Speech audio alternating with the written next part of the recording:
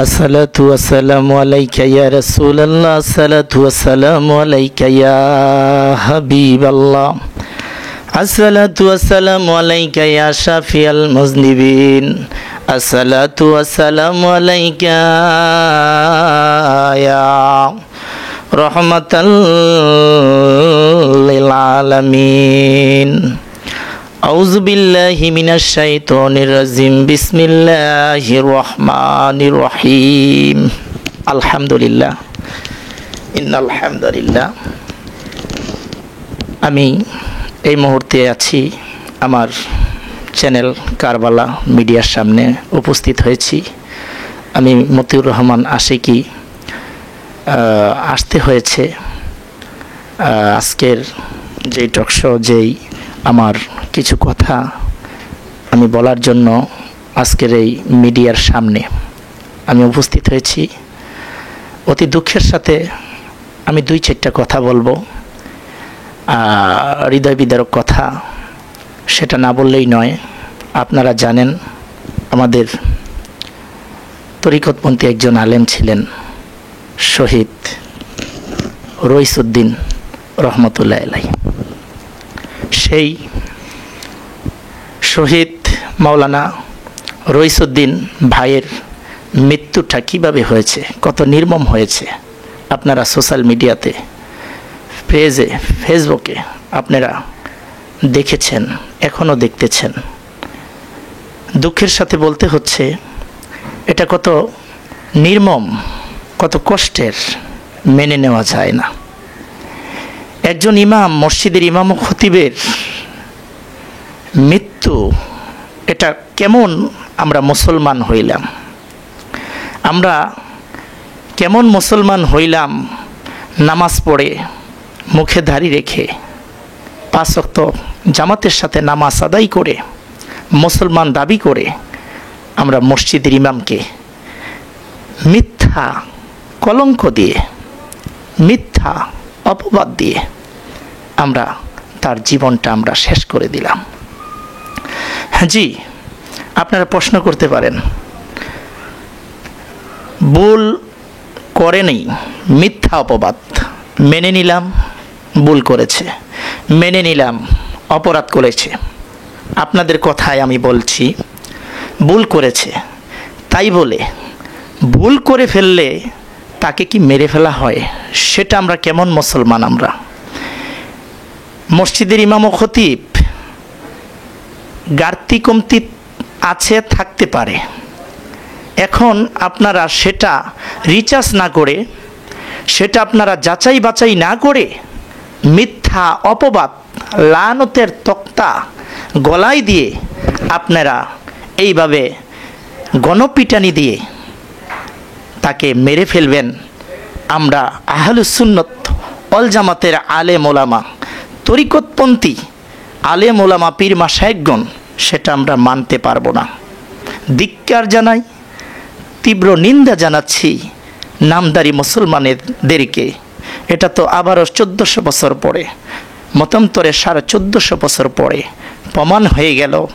সেই কারবালার ময়দানে ইমাম হোসাইন রাদিয়াল্লাহু তাআলা আনহুকে, সেই নামাজি, দাড়িওয়ালা, টুপিওয়ালা, জুব্বাওয়ালা, নামাজিওয়ালা, কেমন নামাজি, কেমন টুপিওয়ালা, কেমন দাড়িওয়ালা, কেমন জুব্বাওয়ালা, সেই কারবালাতে ইমাম হোসাইন রাদিয়াল্লাহু তাআলা আনহুকে এভাবে শহীদ করে দিয়েছে, দ্বিখণ্ডিত করে সেই গলা মোবারক আলাদা করে দিয়েছে।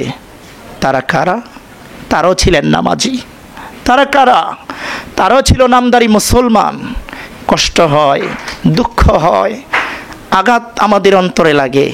আজকে এত বছর পরে আমাদের এই বাংলার জমিনে, সেই বাংলার জমিনে, এই গাজীপুর গ্রামে আমাদের তরিকতপন্থী আলেম, যেই তরিকতপন্থী আলেম দুরুদ মিলাদ পড়তেন, যেই রহিস ভাই দাঁড়ায় নবীজিকে সালাম দিতেন, যেই শহীদ রইসউদ্দিন রহমতুল্লাহ আলাইহি একজন আদবওয়ালা মানুষ ছিলেন, সেই রইসউদ্দিনকে নির্মমভাবে হত্যা করেছেন নামদারি মুসলমানেরা। আপনারা বলেছেন সে ছোট ছেলেদেরকে বলতে কষ্ট, লজ্জা হয়, সেটা ছোট ছেলেদেরকে বলাৎকার করেছে। এই যে একটা মিথ্যা অপবাদ আপনারা দিয়েছেন, আল্লাহর দরবারে দাঁড়াতে হবে, আল্লাহর দরবারে কাঠগড়ায় দাঁড়াতে হবে আপনাদেরকে।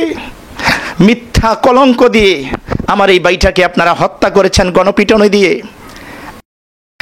বলেছে অনেক এই নামদারি মুসলমানেরা বলেছে যে সে হালকে থাবড়া, চর থাবড়া দিয়েছে, সে তো মারা গেছে। সেই প্রশাসনের মানুষ যখন এসে ধরে নিয়ে যায়, আমরা প্রশাসনের হাতে তুলে দিয়েছি, সে মারা গেছে জেলখানায়। এই এত একটা মিথ্যা কথা, বুকের মধ্যে লাথি মেরেছে, এমন লাথি মেরেছে, এমন গণপিটুনি দিয়েছে, সে আধামরা হয়ে গেছে, কথা বলতে পারে নাই, শুধু বুকের মধ্যে খালি এইভাবে হাত লাগাইছে। আপনারা দেখবেন ফেসবুকে, ইউটিউবে দেখবেন।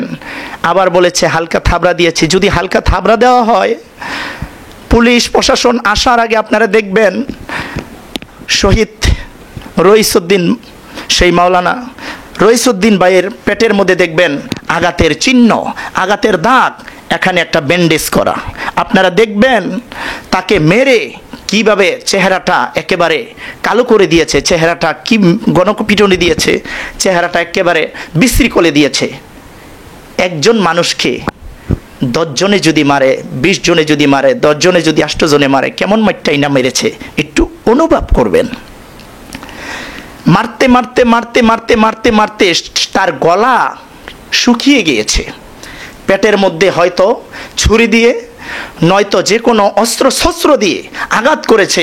আপনারা দেখবেন ইউটিউবে, নতুন করে আবারও বলে দিচ্ছি, আবারও দেখেন মাওলানা শহীদ রইসউদ্দিন ভাইটার পেটের মধ্যে আঘাতের চিহ্ন, পেটের মধ্যে একটা দাগ, পেটের মধ্যে একটা ব্যান্ডেজ করা। আপনারা দেখেন আদামরা করে ফেলেছে, কোনো রকম দমটা আছে, পুরোপুরি মারে নাই। এখানে মারার পর একেবারে যখন দেখছে অবস্থা ভালো না, তখন এই নামদারি মুসলমান, এই এজিদের দল, নামদারি এজিদের দল পরে প্রশাসনের কাছে, পুলিশের কাছে জানায়, পুলিশের কাছে, প্রশাসনের কাছে তুলে দেয়। আচ্ছা, তুলে দেওয়ার পর গাড়ির মধ্যে আপনারা দেখবেন, গাড়ির মধ্যে যখন রাখানো হয় তখন সেই ছেলেগুলো সাথে 2 জন ছেলে সাথে উঠেছে। দেখতে একেবারে গাঞ্জাখোর বাবাখোরের মতো দেখা গেছে, গেঞ্জি পরানো, 2টা সাথেই বাটপার মাওলানার সাথে ওই পুলিশের গাড়িতে বসা। এমন তো অবস্থায় এমন মায়ের মেরেছে, এটা অনুভব করি তো, এমন মায়ের মেরেছে, গলা শুকিয়ে গেছে, পানি খাওয়ার জন্য বলতে পারে না, পানি পানি পানি বলতেছে। এমন তো অবস্থায় সেই প্রশাসনের একজন পুলিশ, এটা আবার কেমন? মানুষের বিপদে আপদে প্রশাসন পাশে থাকবে, পুলিশ পাশে থাকবে, এটা আবার কেমন প্রশাসনের পুলিশ গো? এইরকম পানির বোতল হাতে নিয়ে, পানির বোতলটা হাতে নিয়ে পানি পানি করছে, গলা শুকিয়ে গেছে, কি মাইরটাই না মেরেছে, পানি পানি বলছে। সেই পুলিশ বিয়া বারবার পানিটা খুলে, গ্লাস সেই বোতলের পানিটা খুলে নেওয়ার জন্য কয়, নে পানি খা। হাঁ করে দেয় পানি খাওয়ার জন্য, মুখের সামনে নিয়ে লালচি দেয়, আবার পানিটা এনে ফেলে। এটা কি বোঝা যায় না? কেমন মুসলমান তুমি? একজন খারাপ বিধর্মী মুসলমানও না, যদি বিধর্মীয় হয় তাকে পানি দেওয়া হয়। এটা হলো আমাদের তরিকতপন্থী মানব সেবা, মানব সেবা। পানি না দিয়ে তাকে শেষ পর্যন্ত পানিটা পর্যন্ত দিল না। সেই শহীদ মাওলানা রইসউদ্দিন ভাই এত কষ্ট পেয়েছে সেদিন এই গাজীপুরের জমিনে, পানি দেয় নাই। তাকে নেওয়া হলো, নেওয়া হওয়ার পর সেই থানার মধ্যে, জেলের মধ্যে ঢুকানো হলো। সেই মায়ের আঘাতে এবং এই পানি না দেওয়ার কারণে কষ্টে সে সহ্য করতে না পেরে সেই জেলখানায় সে শহীদ হয়ে যায়। ইন্না লিল্লাহি ওয়া ইন্না ইলাইহি। এখন এই কাজ, এই যে একটি নির্মম কাজ, ইতিহাস, এই ইতিহাস হয়ে গেল। আজকে এত দিন পরে আবার নতুন করে জনগণ আহলে সুন্নাত ওয়াল জামাতের আলেম ওলামা পীর মাশায়েখগণ তরিকতপন্থী মানুষ যারা সবাই মাঠে ময়দানে নেমেছেন, সমাবেশ করেছেন। আমাদের রহিসউদ্দিন হত্যার দাবিতে আমরা মাঠে ময়দানে নেমেছি। নামার পরে এখন সত্যটা প্রচার হচ্ছে। শুধু তাই নয়, অনেক সাংবাদিক সেই গাজীপুরে গিয়েছেন। যাওয়ার পরে সত্য মিথ্যা যাচাই বাছাই করার জন্য কিছু মা বোন ছিল, মহিলা ছিল, তাদের কাছ থেকে জবানবন্দি নিয়েছে। এইভাবেই ওই মহিলারা সত্য কথা বলেছে। কি বলেছে? বলেছে এই মাওলানা রহিসউদ্দিনের মতো আলেম, রহিসউদ্দিনের মতো ইমাম আমাদের এই গাজীপুরে একটাও নাই। মাথা তুলে কারো সাথে কথা বলে নাই। একজন মহিলা যদি যাইতো, মাথাটা নিচ করে সে রাস্তা দিয়ে আদবের সাথে ভদ্রতা বজায় নিয়ে আমাদের মাওলানা শহীদ রহিসউদ্দিন ভাই চলে যেত। একটা মহিলার দিকে তাকায় নাই, লজ্জায় শর্মে। যদি একটা মহিলার দিকে না তাকায়, সে আবার কেমন করে এই মিথ্যা, তোমরা যে বলৎকারের মিথ্যা অপবাদ দিয়েছ, তোমাদেরকে নিন্দা ধিক্কার আমি মতিউর রহমান আশিকি জানাচ্ছি। এখন এই মহিলারা সত্য কথা তুলে ধরেছে। ধরার পর দেখেন এই 2 মাসের কাছাকাছি হয়ে যায়, মাসের কাছাকাছি হয়ে যায়। এখন নতুন করে আপনারা দেখবেন ইউটিউব ফেসবুকে, আমার কথার সাথে মিলাইবেন, নতুন করে ওই বাটপারগুলো, নামদারি মুসলমানগুলো নতুন করে মহিলা, বা নতুন করে তাদের দলের কিছু মহিলা ভাড়া করে 300 টাকা হাতে হাতে দিয়া মাঠে নামায় দিছে।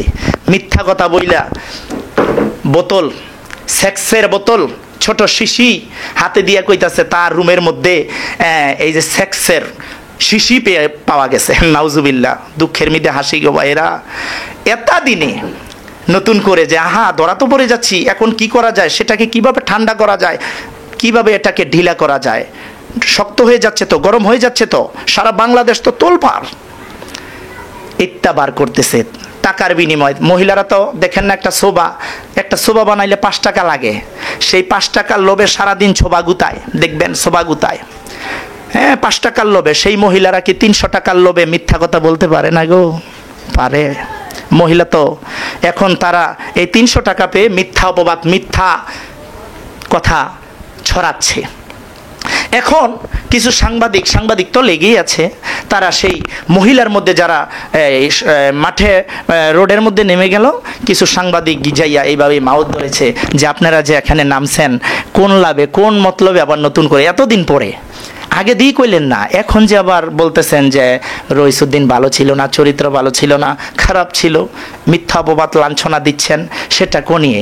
তো দেখবেন কিছু কিছু ক্ষেত্রে সেই ইমাম হাসাইন হোসাইনের জামানায়ও 10 জনের মহিলা 1 জন কিন্তু ভালো থাকে।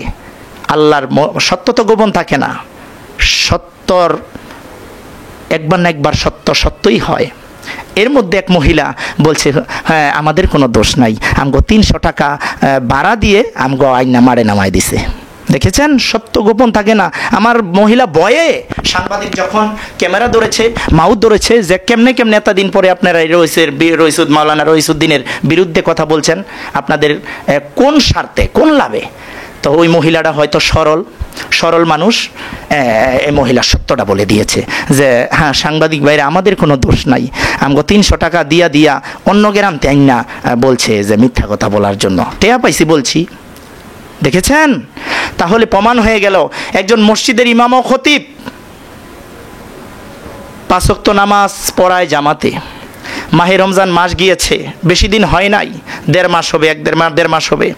মাহে রমজান মাস গিয়েছে, তারাবির নামাজ পড়াইছে, রোজাগুলোর তারাবির নামাজ পড়াইছে। হ্যাঁ, তারপরে সকলের জন্য দোয়া করানো হয়েছে। তারপরে কিছুদিন পরে এই মাহে রমজান মাসের রমজানের পরে আমরা একটা মিছিল করেছি, সমাবেশ করেছিলাম। সেই কি জানি এখানে প্রেস ক্লাবে আমরা সবাই তরিকতপন্থী মানুষেরা গিয়েছিলাম। যাওয়ার পর এখানে কি হয়েছে, সেই ফিলিস্তিনির পক্ষে, ইসরায়েলের বিরুদ্ধে আমরা তরিকতপন্থী আলেম ওলামা পীর মাশায়েখগণ সহ তরিকতপন্থী ভাই বাবা সহ যত সুন্নি জামাতের মানুষ আছে আমরা সমাবেশ করেছিলাম। সেই সমাবেশে আমাদের মাওলানা শহীদ রইসউদ্দিন রহমতুল্লাহ আলাইহিও সেই সমাবেশে অংশগ্রহণ করেছিলেন।